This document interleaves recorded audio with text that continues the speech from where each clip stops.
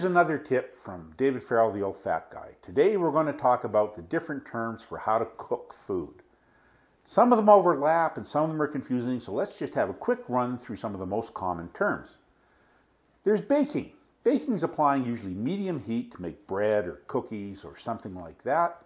Then there's roasting, which is almost exactly the same. You put something in an oven, temperature coming from the bottom, the same as in baking, but it's at higher heat, which browns the surface of meats. Then there's frying. Now, frying is a term that covers so many different things. You can fry in a pan. You can fry on a flat cooktop like they do in burger joints. You can fry in shallow fat so that it's halfway up the food. You can deep fat fry. Take food, put it in a basket, and drop it in hot fat.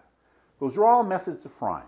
And then there's sauteing, which can be done on a flat top or in a pan, and it's usually done when you chop up vegetables or whatever, or you can say you're sauteing a steak, but it's almost identical to pan or cooktop cooking. Then there's grilling. Now, grilling used to mean any time you put it on a hot surface, but it's become to mean that you are usually taking something and putting it on a barbecue grill or a flame grill, and that's usually referred to as grilling in current vernacular. There's broiling. Broiling is when you put something under heat from above to brown or cook it. It's high heat above what you're cooking. Steaming involves taking your food and putting it on a rack, not in water but over it, so that the steam coming off of boiling water is what cooks it. Then there's poaching.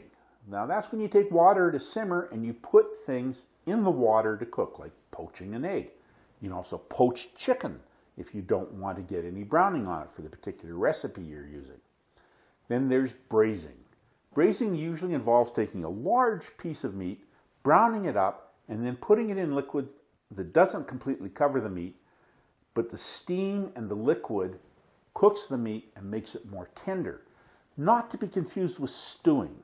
Stewing is very similar, but it's usually smaller pieces of food or meat that you brown up and then put totally immersed in water and cook until it's tender.